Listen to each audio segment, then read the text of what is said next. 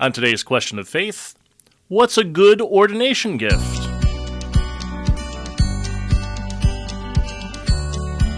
Hey everybody, welcome to Question of Faith. I am Mike Hayes. I'm the Young Adult Ministry Director in the Diocese of Cleveland. And I'm Father Damien Ference, the Vicar for Evangelization. And I am Francine Costantini, the Director for the Office of Youth Ministry. Yay, Francine's back. Yay. Yeah, it's good to have you back. Thank you. So, Francine, your husband's a deacon. Yep. And, 11 and a half months. That's right. Wow. Yeah, it's getting close. Yeah, for 1 year for him. And it's sort of ordination season now, right? It's we have diaconal ordination this Saturday, and a couple weeks after that we have priest ordination. And we just had a transitional deacon ordained a couple weeks ago. And if I had a dime for every time I've gotten this question from people, what do I get someone for ordination? People really just don't know, I think. So what are some ideas? Well, my husband was overwhelmed by the generosity of folks who gave him gifts. He wasn't expecting the outpouring that he received. And he actually really he loved the artwork he received. And he wasn't expecting that. And there were a lot of really beautiful pieces for him to hang in his office at the church that they gave him. I know not all deacons have an office at the parish, but for his home office as well, there's a lot of beautiful sacred art that he received. Yeah, exactly. I won't ask you what his favorite gift was, because that's just bad politics, right? Or we're certainly not going to ask what his least favorite gift was. Because they might be listening. That's right. Exactly. What about you? What did you get for your ordination, I guess? Well, it'll be 20 years in May. Yeah, exactly. I was thinking back. Priests actually, in our diocese anyway, and I think a lot, they can do a registry. Right. And so you can say, I need these things as a priest. So I need lectionaries, the 4-volume set. I could use a Roman Missal. I could use vestments. Yeah. The book for the sick. I remember someone bought me that. The Book of Blessings. A little aspergillum travel one. A pyx. There's all sorts of things. Clerical attire. Some clerical shirts. All sorts of things. Yeah, so there's many needs that priests could have. I would say art is always good too. Cash. I was just going to say that. That's easy. That way, I mean, for some of our priests, they have student loans that they need to pay off. Yes. So I think it all depends on one's situation. But I think it's helpful to say, these are my needs, and you can help me out. Just like a couple when they're getting married, they say, we have these needs. We're getting a new house, and we need dishes, or priests wouldn't need dishes or anything. But, there's certain things that he would need. A mass kit. Yes. My parish youth group at St. Charles got me a mass kit. I used it the other day for Marriages of Grace. The problem is it's small, and Marriages of Grace had like 200 people, so I had this little chalice. I'm like, meow. Anyway, but yeah, so there's all sorts of things that you could request, I suppose. Yeah, and even some duplicates are okay. Mike has 2 orders of baptism, and he likes that because he has one at home as he's preparing, and he's got one at the church in case he forgets the one from home, and so having a couple duplicates of things is good too. The funeral book, that's super helpful. That would be helpful for a deacon or for a priest, and I have that one too. Book of Blessings is a good one. And they have a little one that's like more travel size as well as a bigger one. Yeah, I keep 2 books in my glove compartment in my car. The one is the rites for the sick, and then the Book of Blessings, too. Yeah, and a stole, a little travel stole, like a purple one to hear confessions. That's always nice. Yeah. I gave the guys who I was in class with in Buffalo, when they got ordained, I gave them Greg Kandra's book, which is called The Deacon Prays. And I didn't really think much of it. I was just giving them a gift, right? And I said, this is probably something I don't have. And the other day I got a call from my friend Deacon Tim, and he said, I'm calling because I was thinking of you today. And he goes, I wanted to let you know something. He goes, I have used that book every day of my diaconate. Oh, my goodness. And I was like, really? And he was like, yeah. And I was like, okay, I guess that was a good gift. So, I'm always afraid that I'm going to give them something that they already have. Like, when you mentioned the artwork, I was like, yeah, and if they have that already, then that's a really bad gift. But yeah, I mean, I don't know. I think that there are lots of ways that you can go with this, right? It's but people don't know. Like when you said the registry, how many people know that? Like I don't know if people even know that priests or deacons can do that. I think unless they let them know in their invitation, or if someone's like, "Hey, I want to get you something," well, call Henninger's or call Mozak's or call Grismer's. Maybe they have the list of things that you want. Yeah, exactly. I always tell people think wedding. When they say they're like, I said, this is like a wedding. I said, especially for a priest, right? I said, he's giving his life up. This is the next stage of his life. I said, think that level. And they're like, oh, wait, I didn't even think of that. And I think it depends on the relationship that you have with the particular guy getting ordained. So I don't do this for all the priests, but for the guys who were in my youth group from St. Mary's Hudson, starting with Father Ryan Kubera, we had a tradition that I'd take them to J.F. Novak's, which is right on Meyer off West 25th Street. They do police, fire, EMS, patches, and uniforms, but they also make vestments. That's where, like our little Eucharistic Revival pin, that's where we got it. I wanted to stay local.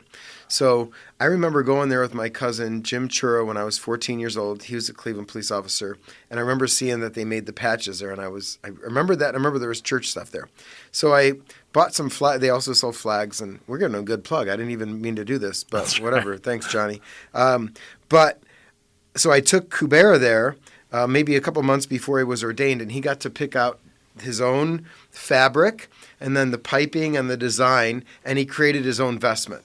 So for the guys that I was really, close with in youth group or from the parish, because Mann did the same thing, and Schultz and Samiti and those guys. So I got him it's make your own vestment. That was the gift. That's very nice. You could go buy one, certainly, but to have one made in Cleveland and go with one of your priests who, was your parish priest at one time, I think that was pretty cool. Yeah, exactly. I know that my sister, this would have been a nice surprise if I am to be ordained next year, God willing. My sister packaged something up the other day, and she just sent it to me, and she said, "Hey, did you get a package from me?" I said, "No, not yet." And I got the next day, and I opened it up, and it was 2 deacon stoles, and I was like, that's in a couple of years. This is last year. I said, that's in a couple of years at best, right? And she said, "Yeah." She said, "Mom bought those for you," and she said, "I wanted to make sure you got them, just in case anything happens to me." Wow. And she was like, because it's going to end up being in my apartment. And she said, and if I don't, she's older than I am. So she's like, so if I die, she goes, you're not going to be able to find these things. And I wanted to make sure you found them. And I was like, oh, okay, thanks. I'll put them somewhere safe. Yeah.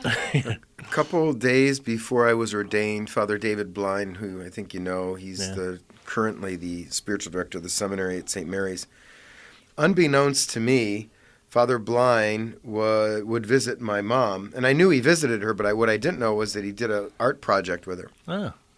So a couple of days before I was ordained, he gifted me a stole, in his nice gold fabric stole. White, one side was white, one side was gold, and he had my mom's handprints, she'd put them in paint, in gold paint, and then on green paint. And so I have a stole with my mom's handprints on them. I wore it at my first Mass under my chasuble, and I wear it from time to time, not often, because people will be like, why are those kids' hands print on there? That's some, crazy thing from the 70s. I'm like, actually, it's my deceased mother's. And they're like, oh, I feel so bad. Yeah, so, but that was a great gift. I remember my dad was very touched by that, and I had no idea he did it, and so that was a great gift. Yeah, we're going down memory lane here. I'm trying to do a lot of good things. That's good. Did you have a favorite of the ones that you got you for ordination? Just said I can't say my favorite. Yeah, well, I said Francine's husband could say her favorite. I could throw you under the bus. Well, I'm throwing a couple of them out there.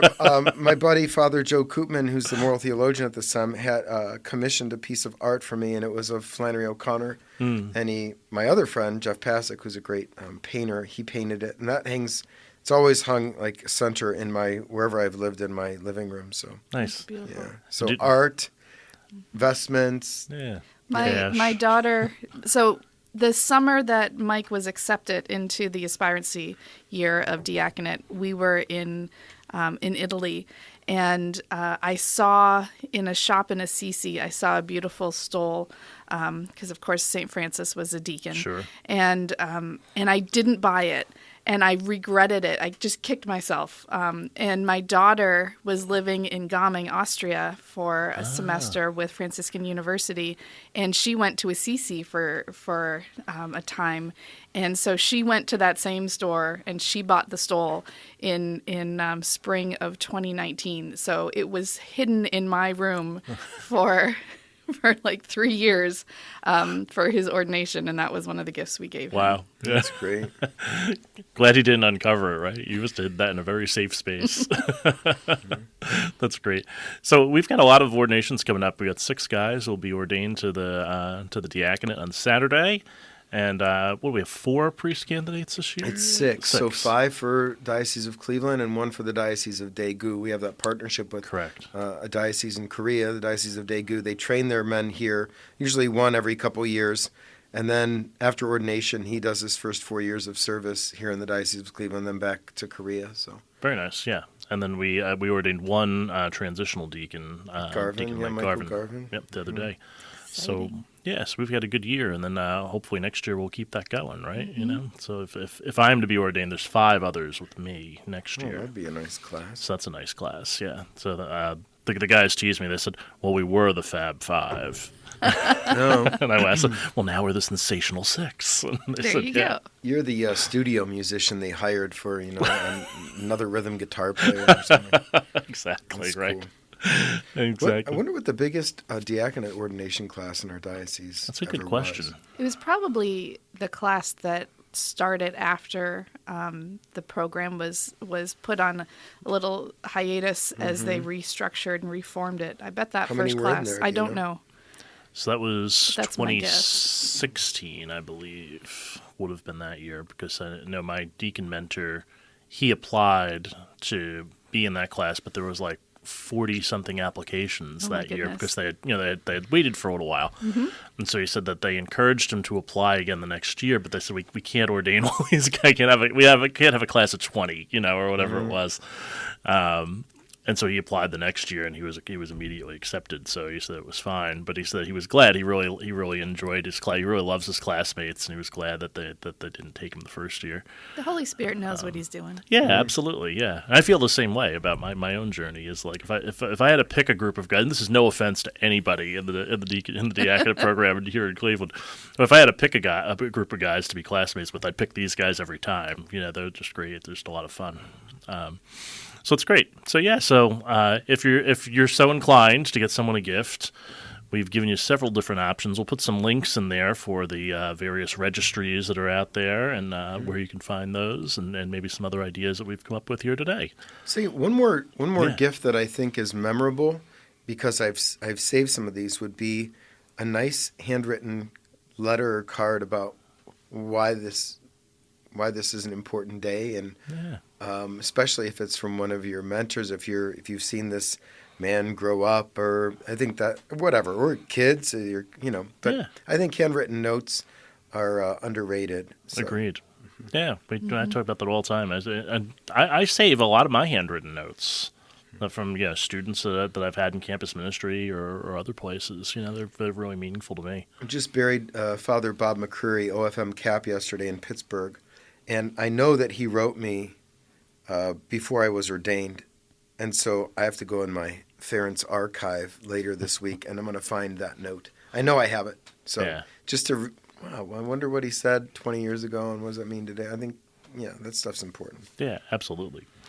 You know what else is important? What? A church. It's true. So let's go to St. Edward, and so it's St. Edward and Lucy, right? They're Yes, in Parkman, cluster. Ohio. So this is way east in our diocese. The next county over would be the Youngstown Diocese, and I had never been to St. Edward in Parkman. Father Jake Bear, former student of mine, is the pastor there now. He's also the pastor of St. Lucy, and I was a confirmation sponsor on Friday night, so I was able to visit, can celebrate with the bishop and a few other priests, but I'd never been there. The new church was built in 1960. It's medium-sized church. Now it was packed because they were doing the confirmation for Lucy, Edwards, and St. Helens all at once. But it was cool. But it's out there. It's a little bit beyond where the bridegroom nuns are in Burton. So you take 422 out, and then you pass Mumford Road, and then you hit a road called Church Road, which is appropriate. Take a left there, and it's right around the corner. But yeah, have you been there or no? I have not, but shout out to Father Jacob Barrer, who did such a great job at the Ignite conference this week, where we had an amazing 225 young adults showed up at the Marriott, so that was great. And shout out to his mustache, too, because he did not have that on Friday. He had a full beard, and then when I saw him Saturday morning, he had that lion hoodie on over his clerics and a mustache, and he was fierce in a good, holy way. Exactly. He did a great job at Theology on Tap, too, so I was really looking forward to him. And I had a number of people come up to me, and when I asked them, hey, how's the conference going? And they said, oh, Father Bear was so great. I really got this, that. And they were telling like specific things, and I was like, okay, good. And so shout out to him. So I wanted to make his church a church search this week because he did such a great job. Yeah. As did everybody at that conference, by the way. It was a great time. Especially Joe Vicario and Coral Pius. Absolutely. The two of them organized it, and we said, hey, look, get people there, and they did. They get things done. That is for sure. 4.5 weeks ago, we had 14 people registered for this conference, and somehow they got 225 people there. So well, that's the young adult community, too. Yeah, you ain't kidding. Don't I know it? 20 years ago, and that has been one thing that I can always bank on. They will register for things at the last minute. Same with teenagers. Absolutely, yeah. And so then our readings this week for the 5th Sunday of Easter. Hey, we were just talking about the diaconate, and our first reading is sort of the founding of the diaconate. This time where they talk about Stephen being chosen as the first deacon, and then all the other guys who came with him, that they were looking because the Hellenists were complaining against the Hebrews because their widows were being neglected, so they picked these men to sort of take care of these people and to do table service and all other kinds of things to be helpful to the community. And so that's the story of the first deacons. So yay! So that's from the Acts of the Apostles, of course.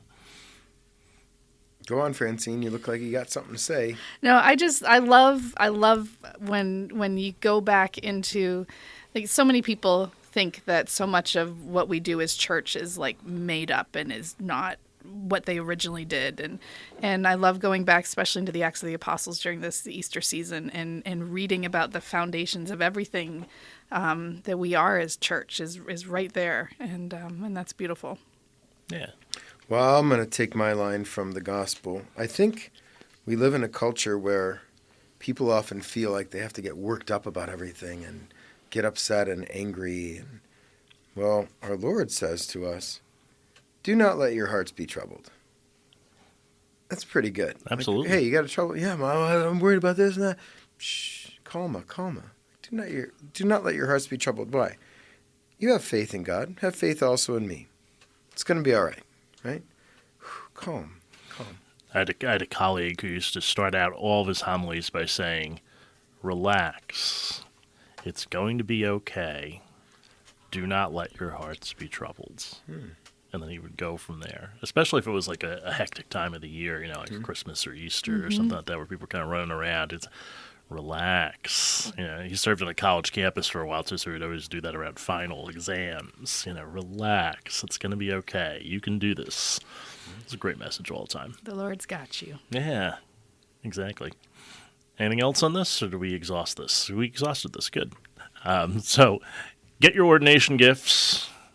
Buy early and often, and pray for those being ordained too. Absolutely, this is the time when the devil tries to get in there and mess everything up. You ain't kid. Francine and I were just talking about that before the show. We said, every and I had to preach after communion on Saturday.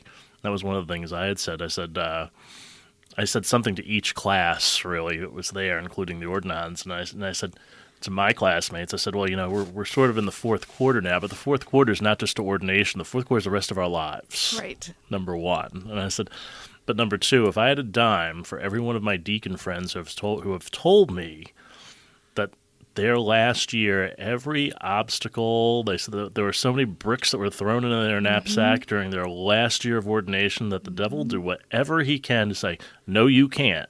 You're not good enough. You're fooling everybody. You get all this imposter syndrome kind of stuff that comes your way. I know. For our family, that last year and a half was rough. And Mike felt like the devil was attacking him by only attacking the people he loved. Yeah. So he didn't come after Mike directly, but he came after the rest of us. Yeah, it's bad. So be aware, I guess is the best thing to say. We hate to be the bearer of bad news on the close of a show. No, you But just need it's to real. It's It's not just bad. being alert. Just be on guard and know what you're up against, and then you can recognize the father right. of lies much more easily, Yes. and know that Christ has already won the victory. Yeah, do not let your hearts be troubled. Yes. Pay attention to your consolations, not your desolations. That's where you want to go. You want to be moving in the direction God wants you to go. So don't listen to the voices that tell you that you cannot do this. Absolutely. And we'll have this and a whole lot more next time on Question of Faith.